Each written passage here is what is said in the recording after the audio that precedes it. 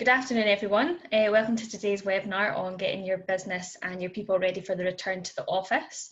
There's a few familiar names and faces, but for anyone who doesn't know me, my name's Rebecca and I'm part of the events team here at the Chamber. The format of today's event, we're going to be doing the Q&A at the end of the session, so if you do have any questions at the end, either put them in the chat function or you can raise your virtual hand. The button to do so is at the bottom of the chat box as well. So today's session is about looking forward to post-lockdown. At the Chamber, we've been working from home for 14 weeks now, and it's very much become the new normal, as I know it has for lots of other companies. When we do return to the office, it is going to be a very different place in terms of the space, in terms of routine, in terms of the number of people. And because of this, it is vital to manage and support your teams through the continued period of change. Because of all of these considerations, today we are joined by Phil and Mo from Space Solutions, who help companies transform their working environments. They're going to help give some insight into some of the considerations which need to be taken when returning to the workplace. So before I hand over to Phil and Mo to give the presentation, we've got a short poll which is going to just gauge how you feel about the return to work. It is completely anonymous, so please do answer honestly. Can we all see the poll now? Yeah. Yeah, seeing some nodding heads, which is good.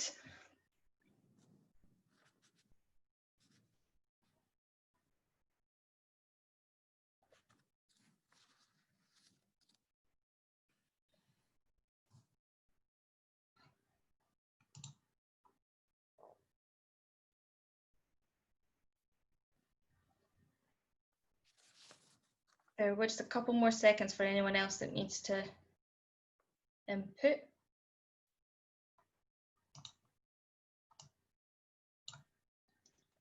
Perfect. So can you all see the results? So most of you are feeling fairly comfortable, some are very comfortable, and then there's a couple of you that are still a little bit uncertain. So there's quite a varied. So I don't know if that makes your job any easier, Phil and Mo, but it's good to see that some of you are feeling comfortable, but hopefully this is going to just be reassuring for you to make sure that you have taken everything into consideration. And I'm sure there's bound to be something that we've all forgotten to do as well. So it's always good to do a double check.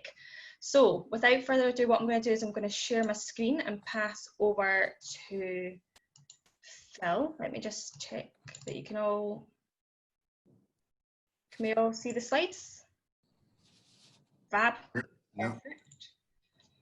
So I'm going to pass over to Phil to do the presentation, and we'll do Q&A at the end. So over to you, Phil. Okay, thanks, Rebecca. Hello, everyone. Good afternoon. So I lead the Workplace Consultancy and Design division at Space, and like many others, we are preparing for reopening our offices.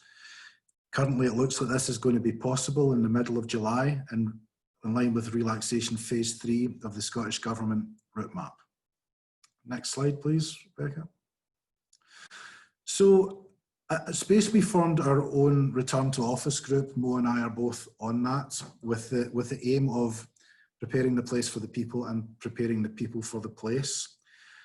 That group has 5 key strands. As you can see there, we've got QHSE, space planning, building capacity in relation to physical distancing, HR, change management, technology, and FM. I'm going to speak about the building capacity element in relation to physical distancing in office space, although the principles can be applied to all building types.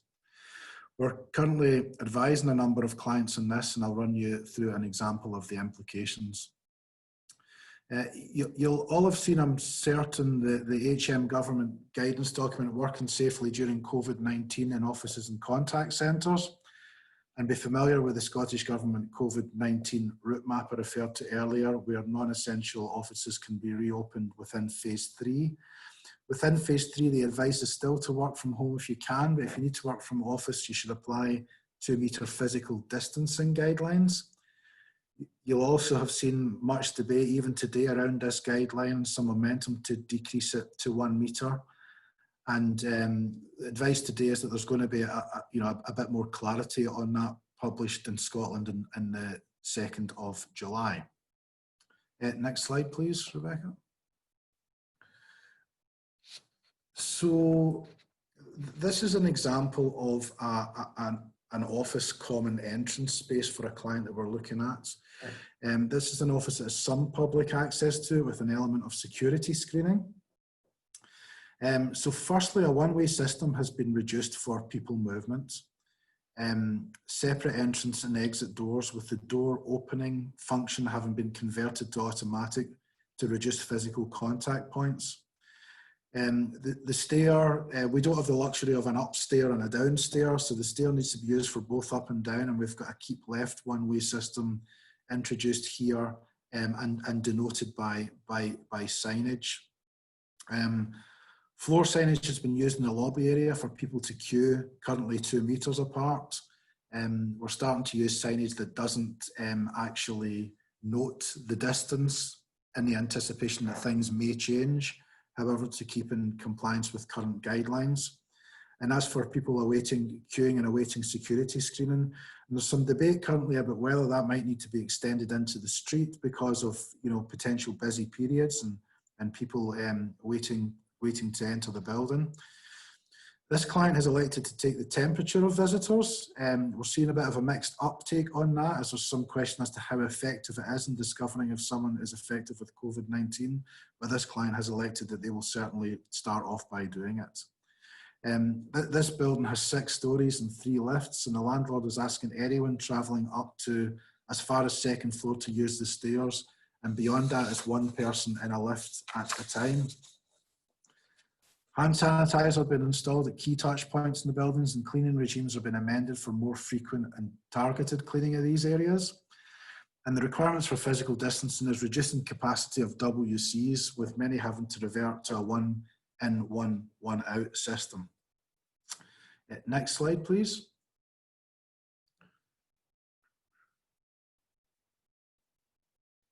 So here in the same building, we've got an example of we'll call it a typical large office floor. And the circle at the top right-hand side of the page is how we graphically apply the physical distancing requirements onto a plan. So we've got a person at the centre of the circle, and the red outer circle represents a 2 metre radius, and we're calling that a hot zone to represent the physical distancing guidelines. So one person's hot zone shouldn't overlap with a person at the centre of the next adjacent hot zone. So simplistically, the red circle should never cross the green dots. So we go through an exercise of applying these hot zones to workstations, circulation space, meeting chairs, circulation routes, and that's both primary, so main circulation routes through the space, joining up main exit and egress points, also secondary circulation routes for people to access their desks. And when we do this in open office areas, only 24 of the 84 available desks are usable, and that's 26%. So 26% capacity. In the meeting room, this is slightly worse. We're down at 22% being usable. These desks are going to be clearly signed as being available for use or not being used. An added complication is the HM government advice is to avoid desk sharing if possible. However, we're seeing clients impose targeted cleaning regimes to allow a desk to be used by different people on separate days with their own keyboards, etc., held in lockers. Desk phones are a key touch point. Some clients are moving to headsets where possible or encourage people more to use Microsoft Teams or Zoom, something that we've all had to become very familiar with very quickly. Next slide. And this is just looking at if physical guidelines do change to 1 metre, then the impact on the workplace capacity is significant. The 1 metre capacity reduces the effect of the primary and secondary circulation in usable areas. Most desks are accessible safely, and capacity increases to 71%, 64 out of the 90 being available. Next slide.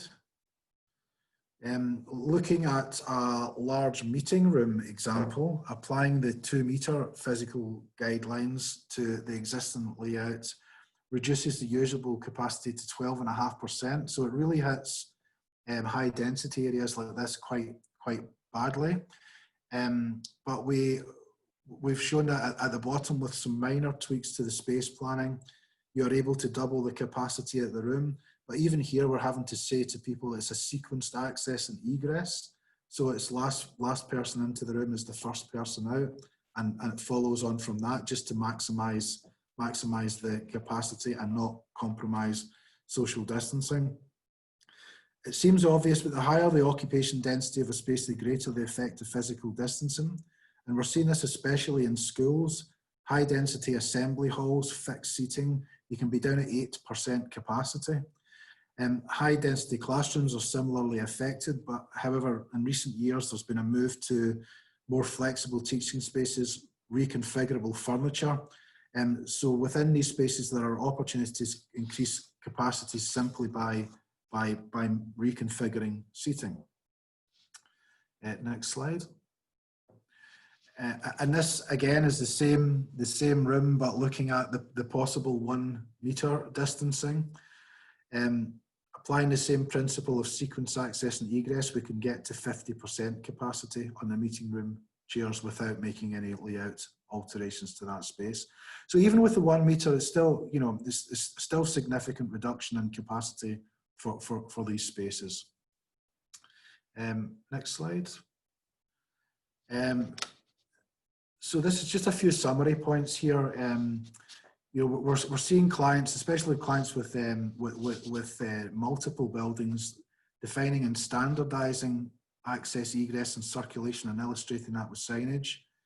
Preparing for reduced capacity in the workplace. You know, we're thinking worst case scenario is less than 30%. You may get to 70 if the 1 meter rule is brought in at some point in the future. Also, and you know, there are some opportunities to tweak space planning to increase capacity. With a lot of people kitting offices out at the moment, we're seeing shortages of some items like acrylic sheeting, perspex sheeting, where people are using this in reception desks, and also non-slip adhesive floor vinyls, where people are using these for stick-on floor signage. That's the lead times on that are starting to extend and extend. So, and as mentioned previously, there's the momentum behind the move to reduce the physical distancing guidelines. We know there's a review being commissioned by the UK government, and it was meant to conclude on July the 4th, but looks like it could be concluded as early as this week. Canada, Spain and UK are at 2 meter physical distancing. China, Denmark and France are at 1, in line with World Health Organization guidelines. Germany, Greece, Italy, Australia are in the middle at 1.5. And we modelled our own offices looking at various scenarios. Of 22 desks in one of our own offices, 6 of those desks are usable at 2 meter distancing, 9 at 1.5 and 13 at 1. So it changes significantly. So where does this all leave us? So by mid-July, we may get the green light to open non-essential office buildings in Scotland. You'll have seen that the capacities are reduced, and the continuing advice is to work from home if you can. So, but moving from an enforced home working situation to one where a reduced capacity office is available will be a big challenge for organisations. Establishing office capacity, as we've just shown here, in line with government guidelines, is almost the easy part of the jigsaw. I think it's how organisations respond to this and to get their people ready for a new normal where an element of home working has got to be here to stay. So thank you for listening, and I'm going to hand over to Mo now. Thank you, Phil. So yeah, I'm Mo Gillespie, and I lead the move and change management team within Space, with the emphasis very much on change management at the moment. So normally it's in assisting companies to transition to new ways of working, for example. And I think this pandemic has certainly demonstrated how people can change very quickly to a new way of working, but whether that's sustainable or not, hopefully I can give you some hints and tips to see how best to manage your way through this. So as Phil was saying, sorry, next slide please, Rebecca. Basically, as Phil was saying, obviously with a considerable reduction of space available in the office, it's going to become more and more important to ensure that this space is being used by your people in the most productive way possible. And how do you actually begin to establish to work this out? Because obviously every organization is unique, and the priorities for one business may vary greatly from that of another. So you need to do your own information gathering. And so in order to do that, you need to start asking some very pertinent questions. Next slide, please. So the first logical step would be to undertake a consultation process with your leadership and with the wider teams. And the key here, as with any consultation, is not to make any assumptions, because processes, team dynamics, etc., they may have changed quite considerably since the enforced lockdown in March. And the consultation doesn't have to be an onerous process, but you should make it meaningful, and you can get a lot of valuable information, not just for this exercise, but ongoing by doing this process. So really what we're suggesting is you need to start asking questions to find out how your teams have been coping during lockdown. So what's worked well, what hasn't worked so well, where have there been challenges? And I think the key question here is really to uncover, to find out what are the tasks and processes that your teams cannot do from home. So there might be some tasks that have proven to be very difficult, or maybe have had some less than effective workarounds implemented while during this enforced lockdown. So you need to find out what they are, and are these the critical tasks that need to be performed in the office? Engage properly with your staff, and if you are managers, then don't assume that your experience will be replicated throughout your team, because the challenges that you found personally might not be replicated. They may not be the same as the difficulties some of your employees have come up with. And also, just bearing in mind what I said before about making this quite meaningful, use this as an opportunity to capture innovation, because businesses thrive on continuous improvement. And this is an ideal time to capture and look at developing opportunities to continue with better practice that's occurred during lockdown, and not revert back to the old ways. So it is a good opportunity to look for the positives. For example, as Phil mentioned, suddenly everybody's using Zoom and MS Teams and other online technologies. So with that, businesses are actually reporting a lot more streamlined, focused meetings, more face-to-face collaboration, believe it or not, internally and externally through this video technology. So look at the things that you can capture and perhaps harness and develop as you gradually return to whatever the new normal is. Next slide, please. So having captured the broad picture through your leadership consultations, including, as I said, all those key activities which need to be performed in the office environment, you now need to drill down into the detail for each staff member's specific requirements. This is where the human element comes in. And really the objective of undertaking individual employee assessments is to establish each staff member as predominantly either home or office based, bearing in mind, because you always have to keep this in mind, that you may only have 25–30% of your office space available, depending on the distancing guidelines. But if you've only got 25–30% of your office space available for a considerable period of time, you need to keep ensuring that those that genuinely have a need to use the office are able to. And we've developed some useful tools to help us with this process, covering the sort of principal considerations that you can see here. And I don't want to forget about HR here, because this is where it does get really, really personal. But you could have people that have very personal requirements, for example, health shielding reasons. This could be a reason why specific individuals need to continue to work safely from home. Or there could be employees who have a very difficult personal situation at home who might be prioritized for the office. So I would recommend that you do get HR involved in this process, because it is quite key. Also, you need to review the suitability of your employees' home environment, whether they've got the space, the furniture, the technology to continue working from home on a long-term basis. Because a lot of people, while we've been forced to do this quite quickly, a lot of people have made do for the past 3 months, but they might need some adjustments made if they're going to continue working from home on a longer term basis. We're certainly finding that, people were very happy to do it initially, but we were discovering a few more sort of back problems or attention problems, or just children running around problems, to be fair, that are causing people a little bit more difficulty. Also, how do people commute to the office? You might have a staff member who you've designated as a high priority for working in the office, perhaps due to a specific task that they do, but that person lives miles away and cannot cycle or walk. So maybe look at, could this person be allocated a manager's parking space for the duration, or could they vary their hours to avoid rush hour on public transport? And of course, linking back to the leadership consultations, don't forget you need to keep identifying the employees who are, for task and activity-based reasons, needs to be in the office, things that they can't actually do at home. And don't assume that the requirement to be in the office is hierarchical. And this has come up a few times in consultations that we've had.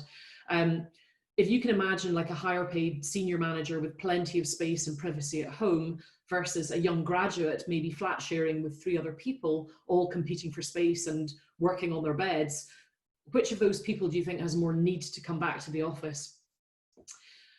So considering all of this, you should be able to categorize your staff into predominantly home or office workers, which again will help inform how you use the limited space available. And when the assessment's complete, you might find that you want to review personnel contracts because you may need to change some of your employees' primary workplace to their home on a temporary basis. And obviously there's HR and contractual implications that go along with this. Next slide, please. So once you've actually undertaken this exercise, you need to start looking at making adjustments to enable safer home working for those that continue to use their home as their primary workplace. And from the employee assessments, as I said, you might have found that there's a tendency to make do with a kitchen chair and a laptop, but for continued home working, it's probably beneficial to ensure that staff have a proper ergonomic setup. And obviously I'm not suggesting, because money obviously is tight, that everybody necessarily goes out and spends a lot of money that they don't have to furnish staff with desks and task chairs. But you could consider using equipment from the office and redistributing it to those who need it in the medium term. So, because remember, obviously perhaps up to 70% of your workstations back in the office could be unusable. So you're going to have spare kit on and making up these desks. So you might want to conduct audits to actually identify what you have, and of course what's already been taken home, and map out who needs what and where. And it's probably worth getting your staff to undertake some online DSE assessments just to ascertain what they need to make them more comfortable. And you can use the surplus task chairs, monitors, etc. to enhance their setup. And if you do it in a coordinated manner, it helps you know exactly where your assets are. I don't know how many of you have found it during lockdown, but I think there's been quite a lot of people nipping in and out and grabbing things that they think they might need to make themselves more comfortable. So it's worthwhile just doing a quick audit to check where all your stuff is and see what you can use to redistribute. And if you do it centrally and you control it, you can perhaps distribute rather than asking staff to come in and come back into the office unnecessarily to pick up items like chairs and monitors, etc. We don't want to put staff at any more risk than they need to. And obviously doing it in a centrally based way makes it a lot more controlled, so you know where everything is and there's much less chaos when it comes to your asset lists. So basically, by working through the employee assessments, establishing each person's new primary workplace as home or office, basically just think about that where their primary workplace is for the next few months is where they're going to need the proper ergonomic setup for the next few months. And then the other place becomes their touchdown area. Next slide, please. So having established broadly who needs to be in the office and who should continue working from home, you do need to recognise that home workers will probably want to spend at least some time in the office periodically, mainly to help strengthen their sense of community, belonging, etc. We conducted a survey back in April during lockdown, and we found that the thing that people miss most about not being in the office was exactly this. It was the lack of connection and bonding, which occurs more naturally in the office environment. So the office is still very much viewed as an essential cornerstone for fostering workplace culture and relationships. And we know that a lot of staff are eager to get back just for this one reason. So with limited capacity and maybe potentially quite a lot of people at least wanting to visit once in a while, how are you going to manage it? And what we're actually looking at, and certainly it's something you might want to consider, is implementing a simple online booking system for desks and possibly for meeting rooms if you don't already have it. Some of you may already have booking systems in your workplaces, which is great, but if you don't, there are some good kind of cost-effective, straightforward deals out there that could help you out in the medium term. So you can look at potentially reserving some of your usable desks for your predominantly office-based staff, and then allow free booking on the remainder for occasional users. I know that I also wanted to say a word about team rotations, because I don't know if any of you are planning this or considering it, but I know certainly some organizations are looking at a sort of team rotation where employees are split into team A and team B, for example, and access to the office is rotated by team so that everybody spends an equal time in the office. I'm not convinced by this. I'm yet to be persuaded of it, because I think it's quite rigid, because if you're doing a rotation-based office access with your teams, you're effectively asking staff to come into the office on set days and with the same people each time, rather than your employees using the office when they actually have a need to. So instead, if you adopt a visible online booking system, then your staff could potentially self-manage it. So if you can see who's booked a desk, you could potentially call up a colleague and ask to swap with their desk booking on a particular day if you've got a specific need to be in on that day. And doing this will help keep your office as an activity-based destination, rather than kind of going back to the kind of bad old days of presenteeism, where people just have to be seen to be in the office for no other reason than being seen. So with government guidance recommending continued home working wherever possible, I mean, it does seem counterintuitive to expect all staff to work regularly when they don't need to. But again, and I'll keep caveating it, that every organisation is unique and your priorities are going to vary. So always look at doing a consultative, tailored approach to find out exactly what you need, and hopefully something within this will fit your specific requirements. Next slide, please.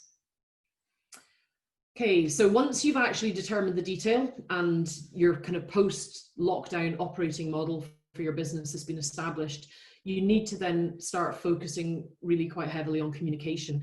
You're going to have to prepare clear protocols for working in the office, certainly safe operating procedures, but also there's going to be quite a few new ways of doing things. So you need to make sure that these are clearly set out in guidance, including security, safety, the cleaning, the distancing rules, which may or may not change on an ongoing basis.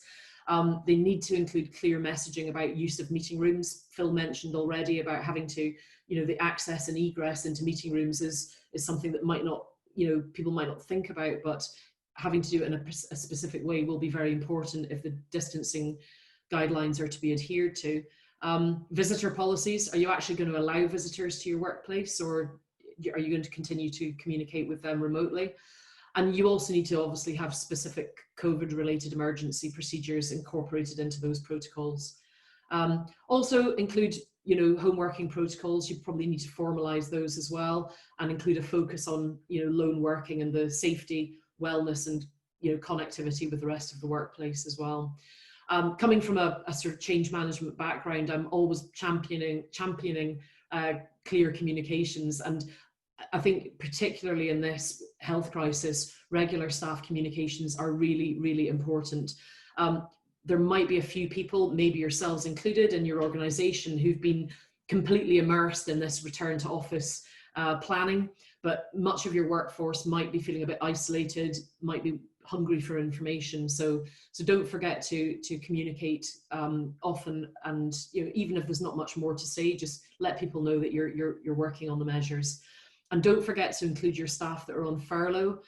They need to be communicated with. They're likely to be returning to work in phases over the next few weeks and months. So they're going to need the same robust messaging before they go anywhere near the office, before they recommence work. Next slide, please. Finally, I just wanted to touch on the need for resilience. Because quite frankly, we have no idea what we're going to be hit with next. I've included some examples here. They're all potentially likely scenarios, and each and every one of these would clearly have an impact on your business operations. So as Phil mentioned, the changes to distancing guidelines might happen quickly, and you might want to reassess your office capacities in light of this. as the track, trace, isolate plans ramp up, you may have recurring cycles of staff being asked to self-isolate for 14 days at a time, which, if they're able to work from home and are not symptomatic, may not be too difficult to handle. But if they're key workers back in the office environment, you need to have a plan for this as well. And what happens if you need to shut the office quickly in the event of a localized outbreak within your own premises? Are you able to move back quickly with ease to mass home working? So what I'm trying to say is we can spend time and resources on this detailed returning to the office strategy, but we all need to ensure that we retain flexibility at all times and be ready to adapt quickly in this changing times. So, you know, without doubt, your first plan is going to require tweaking. We never get it right, absolutely right first time, but that's absolutely fine. It's a good practice to get into. Keep revisiting it, making the changes where you need it. Because even in normal times, achieving the optimal workplace should be and is a continuing sort of iterative process. So trying to do this in the pandemic, we're going to have to be super agile and prepare to adapt very, very quickly in the event of continued disruptions. So I guess just to kind of round off here, like Phil said, we really do need to focus on home working as a longer term reality rather than a short term enforced fix. But hopefully, you know, some of these hints and tips will help you stay resilient through the pre-vaccine months. And, you know, if anybody's got any questions around this, I appreciate it's quite a lot that we've gone through today, but we'd be more than happy to answer them. So I'll hand back to Rebecca. Yes, fab, thank you. And thank you so much. That was really, really helpful. Any questions for either Phil or Mo to kick us off?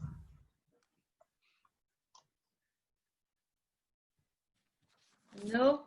I know it was the first question, it's a bit of a daunting one, so I've got one. Phil, it's probably more aimed towards you. Yeah. One of the issues that we're going to be facing in our offices is that is the toilet situation. So in our offices, we only have a male toilet and then a female toilet, one of each. So if we do have more than one person in the office at a time, what do you suggest the kind of routine is for managing that situation? So there you can't, you're not going to be dealing with a reduced capacity. You've simply got one of each. Mm-hmm.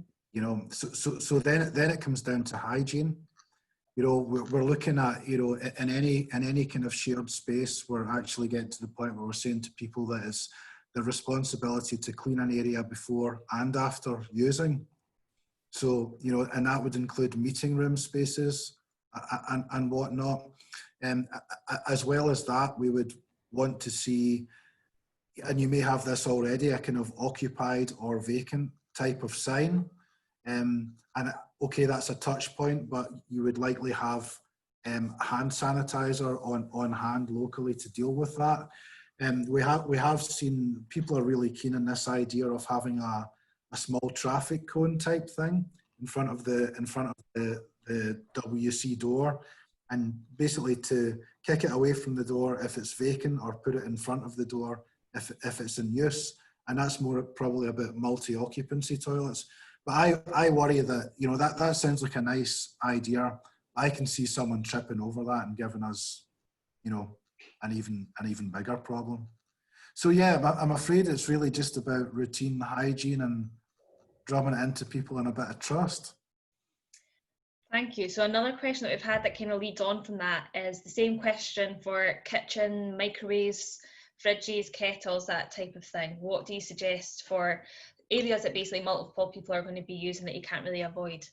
Yeah, so again, a starting point, I think we'll be asking people to bring their own food and bring their own drink to work, and putting the, you know, things like kettles and whatnot out of action on some of that, because we've got a construction aspect to what we do as well. But on the sites, we're simply putting in enhanced cleaning regimes so that the microwave is cleaned before and after every use. You know, and simply it's down to hygiene, and also maintaining distancing in these areas with signage reminding people at all times that they need to stay currently 2 meters apart when they're using these areas. Perfect. I think the next thing that's going to be everyone's going to be panic buying is probably going to be a flask for the office to make sure that you can still have multiple cups of tea within the day. Yeah, I know. It's not ideal, and I think we'll need to kind of suck it and see how it works. And you know, I think it's best to exercise caution when we go back, but and you know, hopefully get to a more relaxed status as the months go on. Perfect, thank you. So Hannah Smiley is also asking, do you suggest that they remove water machines as well? Well, so that's what, you know, we are encouraging people to bring their own drink. So I think if you think that is unworkable, because giving your employees something to drink, especially in a large organisation, seems like a very basic requirement. But again, you've got multiple touch points, numerous people. If you are going to have these, then I think you would have to have an enhanced targeted cleaning regime for them. So it's just regular cleaning of all of these. Perfect, thank you. Does anyone else have any other questions for Phil or Mo?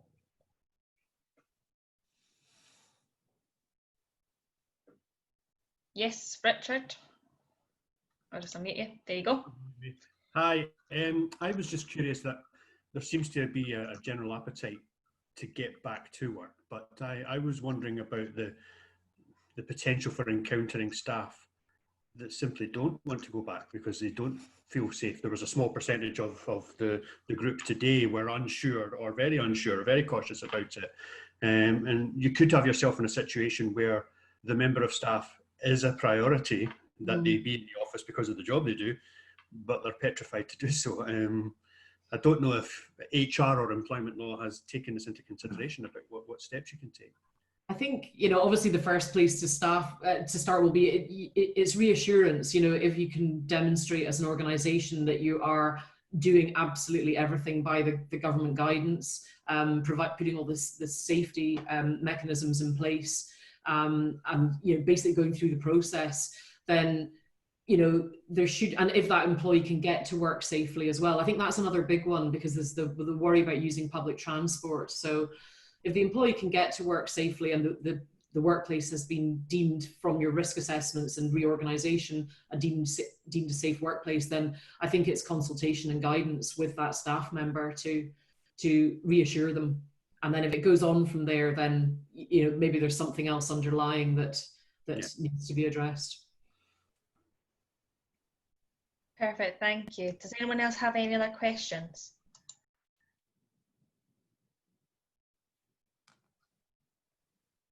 I can only see some faces. Everybody else is just a screen. And I think some people have probably gone out to enjoy the sun and it's like, I don't want everyone to know. Yeah, they have, haven't they? You've all been busted, everyone. Oh, there we go. Does anyone else have any questions before we wrap up the event? Don't want to cut anyone off. No? Nope. Perfect. So thank you so much everyone for joining. I hope you all found that as useful as I did. There's so much to consider, some of which we had already considered and some of which I hadn't really considered. For instance, you can go back, but then what if it all goes wrong and you have to undo it all? Hadn't even thought of that. So that's a whole other level that we're going to have to now plan for. So thank you so much for enlightening us and getting our thinking caps on. Thank you so much to everyone for attending as well. Just wanted to highlight another event that we have coming up on Monday. It is an update from Andrew Kerr, the Chief Executive of the Council. This is going to be a weekly event every Monday from 9:30 till 10 for the next few weeks. And it's just for him to give an update to businesses directly on some of the key developments that are affecting businesses. So it's basically us making sure that you're getting the information direct as soon as it comes out. So definitely want to check out. So yeah, thank you so much for everyone attending. Hope you enjoyed that session. Take care, stay safe, and hope to see you all again soon. Thank you. Thank you everyone, bye.